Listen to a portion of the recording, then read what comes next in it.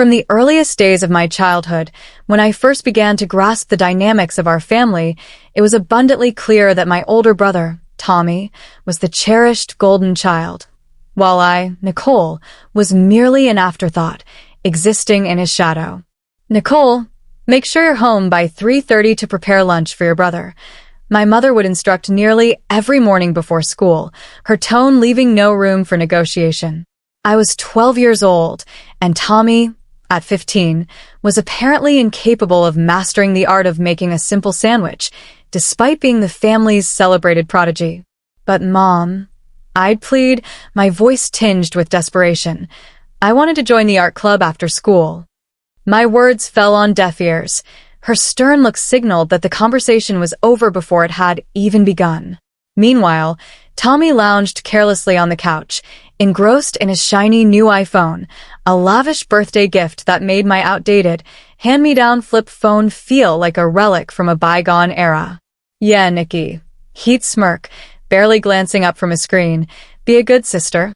Our father was even more blatant in his favoritism. "Nicole, this is excellent practice for when you're a wife someday," he'd say with a patronizing grin, as if being a dutiful homemaker was the highest aspiration I could ever hope to achieve. A woman needs to know how to care for her family. Day after day, the routine remained unchanged. I'd rush home from school, hastily assemble whatever meal Tommy demanded, iron his clothes for the following day, and squeeze in my homework between endless chores. While I toiled, Tommy was off at one of his many extracurricular activities, football practice, debate club, or computer programming classes, each one carefully curated by our parents to ensure he had every opportunity to shine. They poured their resources into his future, leaving me to fend for myself. The only person who truly saw me, who recognized my worth beyond my role as Tommy's servant, was my Grandma Rose. Her charming, slightly weathered Victorian house on the far side of town became my sanctuary, a haven where I could escape the weight of my family's expectations. Every weekend I could manage, I'd hop on my bike and pedal furiously through tree-lined streets, my heart lifting as her distinctive wraparound porch came into view. "There's my girl," she'd call out from her garden, her silver hair catching the sunlight like a halo. Inside her home, there was no hierarchy, no golden child. There was only warmth, the comforting aroma of freshly baked cookies, and a love that came without strings attached. Grandma Rose's house was like stepping into a scene from an old movie, with its creaky hardwood floors, intricately carved wooden banisters, and rooms brimming with eclectic treasures. The wallpaper peeled in corners, and some windows stuck stubbornly when you tried to open them, but I adored every imperfect detail. It felt more like home than our sterile, suburban house ever could.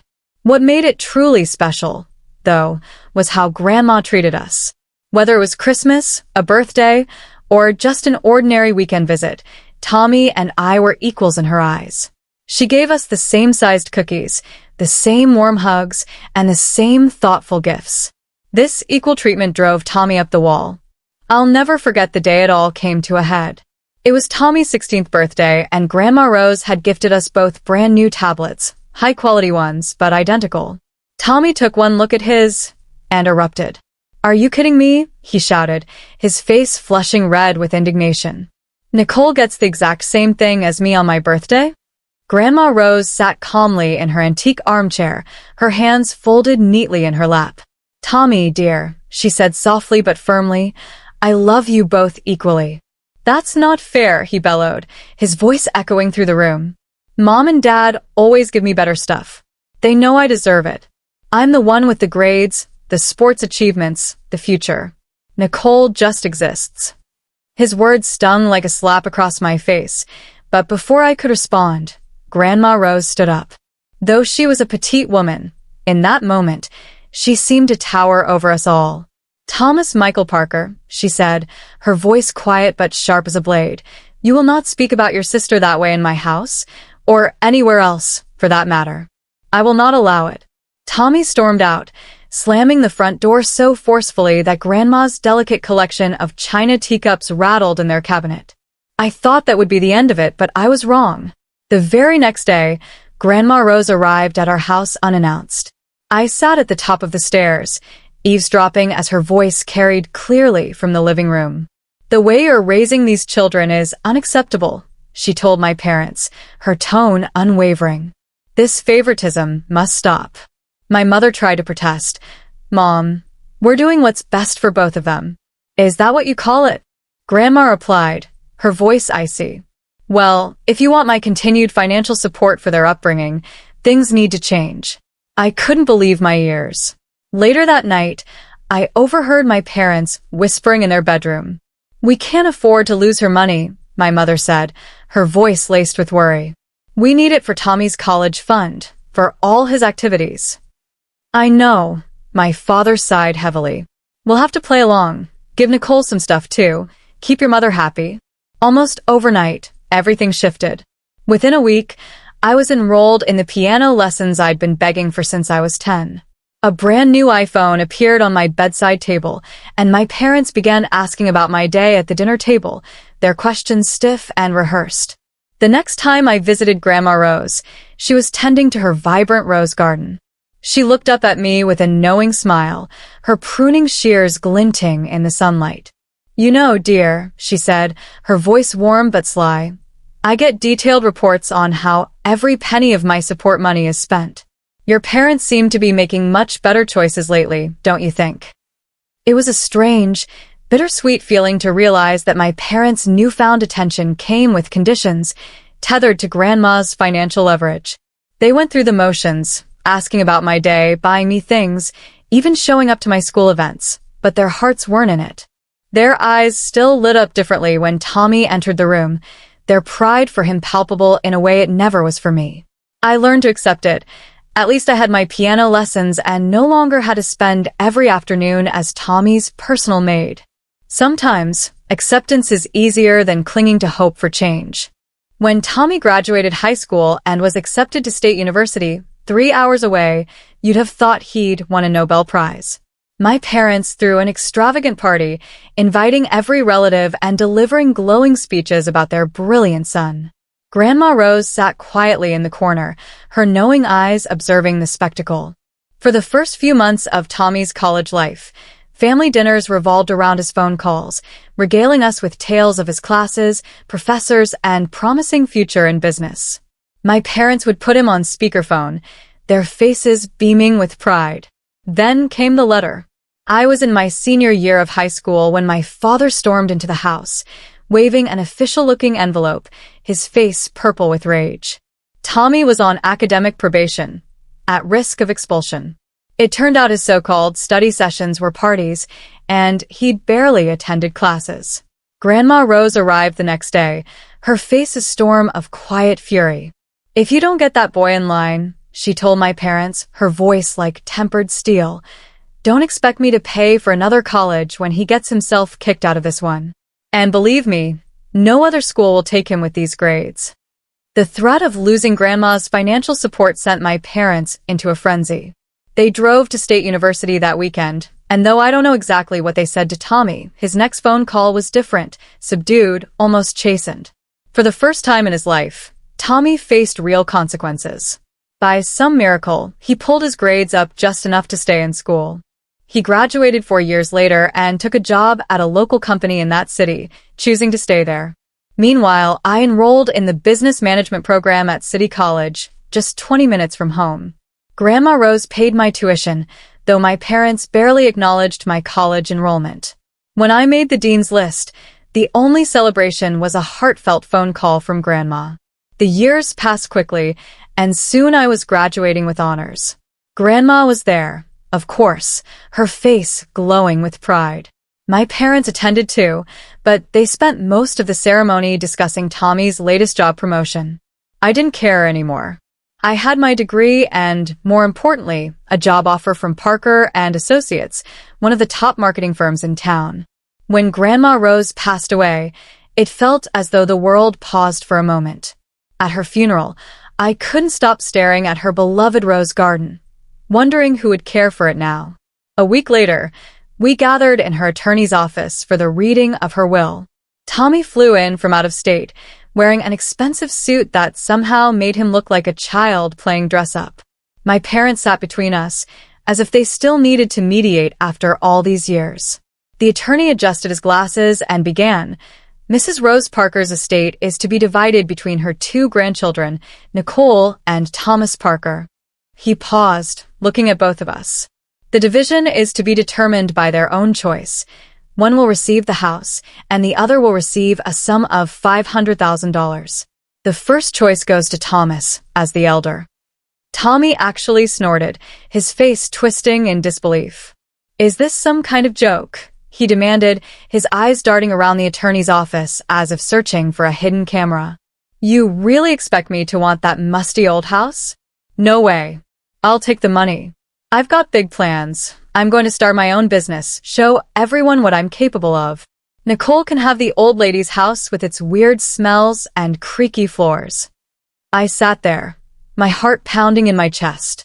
Grandma's house, my sanctuary, the one place where I'd always felt truly seen and valued all those years. "I'll take it," I said, my voice quiet but resolute, carrying a strength I hadn't realized I possessed. The next few years passed in a whirlwind of hard work and unwavering determination at Parker and Associates. I poured myself into every project, tackling every challenge with a relentless drive to prove my worth. My team's sales numbers shattered company records, and within 3 years, I earned a promotion to head of sales, a role that came with a substantial salary increase. Every extra dollar I earned went straight into renovating Grandma Rose's house. I approached the restoration with meticulous care, preserving the home's timeless Victorian character while updating it for modern living. New wiring brightened the rooms, new plumbing ensured reliability, and a state-of-the-art kitchen somehow blended seamlessly with the house's vintage charm. The garden, though, I tended to myself. I immersed myself in learning about roses, studying their care and nurturing them as Grandma had, determined to carry on her legacy. One day, my parents came to visit the fully restored house. I watched their faces as they wandered through the rooms, their eyes widening at the gleaming crown molding, the polished hardwood floors, and the gourmet kitchen with its sleek marble countertops.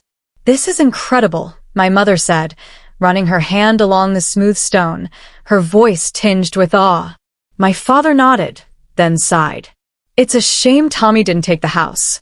This would have been perfect for him and his new wife."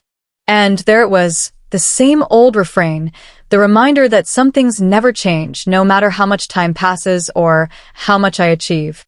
"Speaking of which," my mother added, her tone shifting to something artificially casual, "have you heard from your brother lately?" I hadn't, of course. None of us had been invited to Tommy's wedding 6 months earlier. He'd married in his wife's hometown, surrounded by her family and their mutual friends. My mother had shown me photos she'd found on Facebook, Tommy in a tailored tuxedo, his new wife, Rebecca, radiant in a designer white gown, both of them beaming as if the world revolved around them. One Sunday afternoon, as I was pruning Grandma's roses in the garden, the doorbell rang unexpectedly. I wasn't expecting visitors, so I took my time, wiping the dirt from my hands and brushing off my gardening apron before heading to the door. When I opened it, I nearly dropped my gloves. There stood Tommy, looking nothing like the confident businessman he portrayed on social media. His face was drawn, his eyes tired, and beside him stood Rebecca, her designer clothes and heavy makeup doing little to mask the critical way her eyes scanned my home, as if she were conducting an appraisal. Tommy gave me a sheepish, almost apologetic look. "Can we talk privately for a minute, Nikki?" he asked. We stepped into Grandma's old study, now my home office, and he closed the door behind us. When he turned to me, his expression was one I'd never seen on him before, raw desperation. "I need your help, sis," he said, his voice barely above a whisper. "The business, it's not good. We're about to lose everything. We had to give up our apartment." He ran his hands through his hair, a nervous habit I remembered from childhood. "Could we stay here for a while? Just until things turn around?" I stood there, stunned. Tommy, who had never asked me for anything, unless you counted the years of demanded lunches and ironed clothes, now stood before me, pleading. "Please," he added, and for the first time since we were kids, I saw my brother, not the spoiled, golden child my parents had created. "Okay, I heard myself say, my voice steady but firm, but just temporarily. The next morning, the doorbell rang again. This time, it was my parents, practically bursting with excitement. "We came as soon as Tommy told us," my mother exclaimed, rushing past me to embrace Rebecca. "Oh, sweetheart, we're so happy to finally meet you in person." For the next 2 hours, I might as well have been invisible. I served coffee at my mother's imperious request and listened as Rebecca charmed my parents with tales of her family's social connections, her elite upbringing, and Tommy's brilliant business ventures. "Nicole," my mother called out as I headed to the kitchen, her tone dripping with expectation. "Be a dear and make us some lunch. Something nice." Rebecca's used to fine dining. That set the tone for the weeks that followed. I'd come home from long, grueling days at work to find Tommy and Rebecca lounging in my living room, expecting dinner to appear as if by magic. "Aren't you going to start cooking?" Rebecca asked one evening, not bothering to look up from her phone. "We're starving." I dropped my briefcase, exhaustion seeping into my bones. "I just worked a 12-hour day," I replied, my voice tight. "Why don't you cook something?" Rebecca's head snapped up, her eyes narrowing. "Excuse me? You should be grateful we're letting you stay here at all. The least you could do is cook decent meals." I turned to Tommy, confusion and frustration boiling inside me. He pulled me into the study again, his voice low and urgent. "Look, Nikki," he whispered, "Rebecca thinks this is my house. She thinks I'm letting you stay here out of kindness. She comes from money. She's used to a certain lifestyle. If she finds out I'm basically bankrupt," his voice cracked, and he looked away, "she'll leave me." I stared at my brother, the man who'd had everything handed to him his entire life, now reduced to begging me to lie to his wife to maintain his fragile facade. "Fine," I said at last, my voice cold. "I won't tell her. But you two need to start treating me with respect in my own home. No more demands, no more attitude. Deal?" "Deal." Tommy nodded quickly, relief flooding his face. "Thank you, Nikki. I mean it." True to his word, Tommy's demands for home-cooked meals stopped. Instead, I'd come home to find takeout containers from the city's finest restaurants scattered across my kitchen counter. Rebecca would be lounging on my sofa, picking at pad thai or sushi, barely acknowledging my presence. I didn't ask questions. Honestly, I was just relieved to no longer play chef after exhausting days at the office. I settled into my own routine, grabbing dinner from a casual cafe near work. The arrangement seemed to work. They stayed out of my way, and I stayed out of theirs. Then came the phone call that shattered the uneasy truce. "Nicole," my mother's voice carried that familiar tone, the one she used when she was about to demand something unreasonable. "We need to discuss the restaurant bills. Tommy told us you'd cover their expenses at the end of the month. It's nearly $3,000. I nearly choked on my coffee. "Excuse me? Well, you can't expect them to starve," she continued, as if this were the most logical thing in the world. "Tommy said you agreed to handle their food expenses since they're going through a rough patch. I've been putting it all on my credit card. I'll text you the account details for the transfer."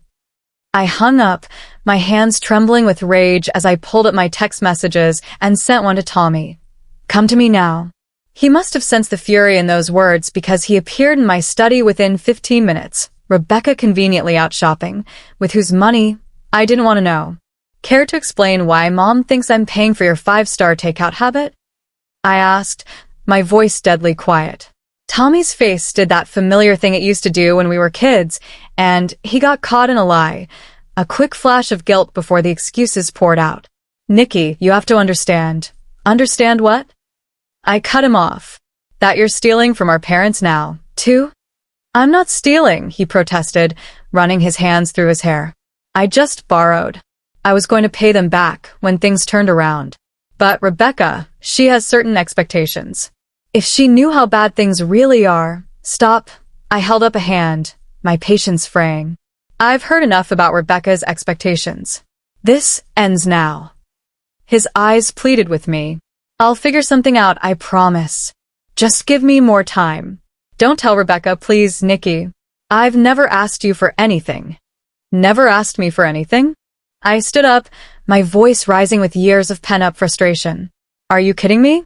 My entire childhood was spent catering to your needs, and now you're living in my house, lying to your wife, and scamming our parents. Tommy held up his hands, his voice shaking. I know. I'm sorry, really. Just one more chance. I'll handle the restaurant bills, I promise. I stared at my brother, this man who'd had everything handed to him his whole life, now reduced to begging his little sister to keep his house of cards from collapsing. Fine, I said at last, my voice heavy with resignation. One more chance. But I mean it, Tommy, figure out your own food situation. I'm not paying a cent of those bills. Life settled into an uncomfortable routine over the next 2 months. I'd go to work, manage my department, and come home to find my house looking like a hurricane had swept through it. I spent my evenings cleaning up after Tommy and Rebecca, who seemed to exist in their own bubble of leisure. Lunches with our parents, dinners at upscale restaurants, shopping trips I didn't dare ask the details of. Then came the day that changed everything. Tommy had left early, muttering something about a business meeting. I came home from work earlier than usual, having wrapped up a major sales presentation and looking forward to a quiet evening with a glass of wine. Rebecca was waiting for me in the living room, perched on the edge of my sofa, like a queen about to issue a royal decree. We need to talk, she announced, gesturing to the armchair across from her. Sit. I raised an eyebrow at her imperious tone but sat down, curious to hear whatever this was about. I've been patient, Rebecca began, examining her manicured nails with exaggerated care. I've watched you swagger around this house like you own the place, making everyone uncomfortable.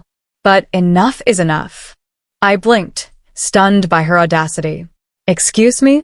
From now on, she continued, her voice dripping with condescension, you'll pay us $2,000 a month in rent. That's more than fair, given the neighborhood. She smiled tightly, her eyes cold.